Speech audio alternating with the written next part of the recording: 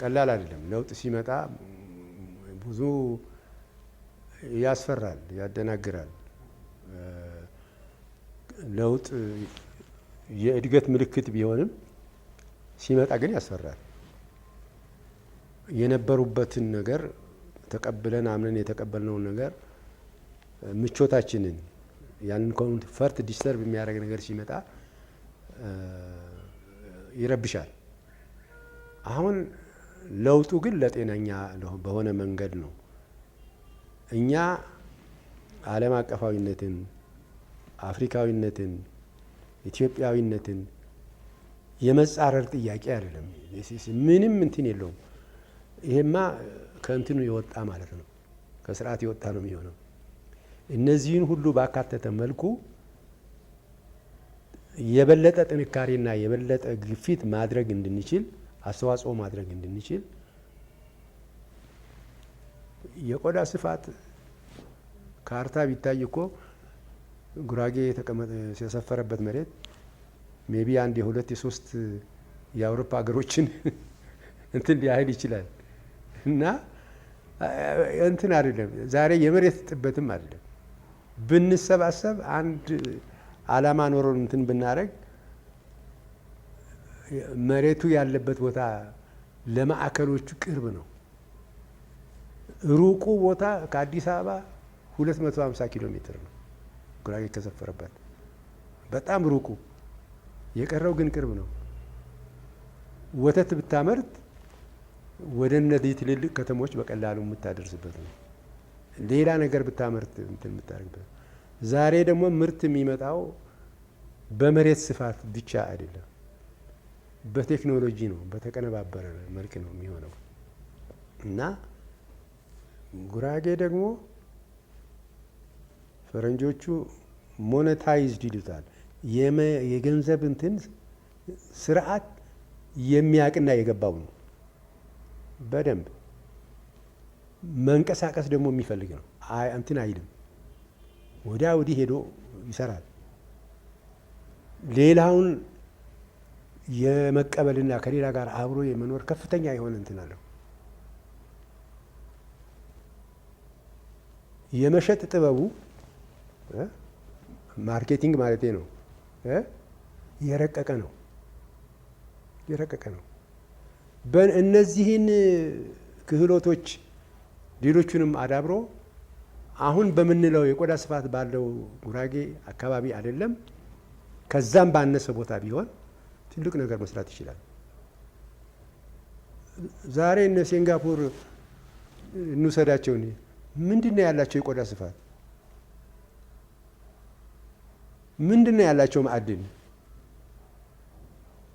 ጃፓንን እንውሰድ፣ ሌላውን ተሆነ በዓለም ሁለተኛ ኢኮኖሚ የነበረው አሁን ቻይና ቀደመው እንጂ የለም እኮ ከውስጥ የመጣ በእውቀት በመጠቀም ቴክኖሎጂን በህዝቡ ማእምሮ ውስጥ በማስረጽ ነው ፈንቅለው የወጡት። አሜሪካ ምን የምትለው ነገር ሁሉ እኮ በእነሱ ቴክኖሎጂ እየተጠቀሙ ነው እንትን የሚሉት። ስለዚህ እነኚህን ነገሮች ግምት ውስጥ በማስገባት የጋራ ኢትዮጵያዊነትን ለመፍጠር ነው፣ የጋራ አፍሪካዊነትን ለማምጣት ነው፣ ሉላዊነትንም ለመጠበቅ ነው አላማው። ይሄን ለማድረግ ግን ብትንትን ብሎ ሳይሆን ተሰባስቦ እየተናበቡ እየተሰራ አብሮ መጓዝ ይጠይቃል። ይሄ ሌላውን ማግለል አይደለም፣ እኔ ነኝ ብቻ ማለትም አይደለም። ኖ በፍጹም ጉራጌን ብትለውም አይሆንለትም። በባህሪው በሰላማዊነቱ ከሰው ጋር አብሮ በመኖር ባለው አቲቲዩድ አይመጣለትም። ስለዚህ ራሱ የሚያዝበት ከሌላው ጋር በክለስተር በቡድን በምናምን ከምታደርገው እስቲ ፈትነው፣ መፈተን ነው ያስፈልጋል። የጉራጌ ኢንቴንሽን በደንብ አድርጎ ማንም ያውቋል። ማን እንጃም ከኛ በላይ ሌሎች ብሔረሰቦች ያውቁታል። ቅድም እንደተነገርኩት ከ89 ብሔረሰብ በተካለለች አገር ውስጥ ከጥቂቶቹ ቦታዎች በስተቀር ጉራጌ የሌለበት ቦታ የለም። ይሄ እንትኑነቱን ያሳያል። ተቀባይነቱን፣ አብሮ ነዋሪነቱን፣ ተግባቢነቱን ነው የሚያሳየው። ስለዚህ ይሄንን እንስራበት። ከዛ የሚያወጣን አይደለም። የተጠናከረ መሰረት ይኖረናል። ከዛ መሰረት ተነስተን ሌሎቹን ነገሮችን ሀገራዊና ዓለም አቀፋዊ ሁኔታዎችን እያጎላበትን ስለምንሄድ የሀሳብ ልዩነቶች መኖርም አለባቸው። ምክንያቱም ለውጥና እድገት የሚመጣው በፍጭት ነው። አንድ እሳት የሚፈጠረው ሰበቃ ነው የሚባለው። በዛ በሰበቃ ነው የሚወጣው።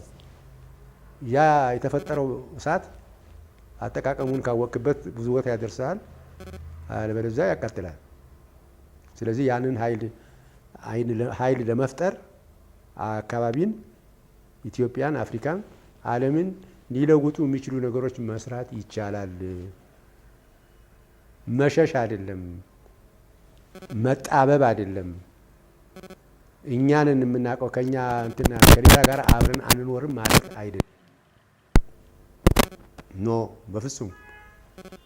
እንዲህ አይነቱ የጠነከረ ነገር ቢኖር የተሻለ ስራ እንሰራለን ነው። ሁላችንም በዚህ መንፈስ ብናስብ፣ ልቦና ሰጥቶን ብንጓዝ ዓለሙን እንለውጠዋለን። አመሰግናለሁ።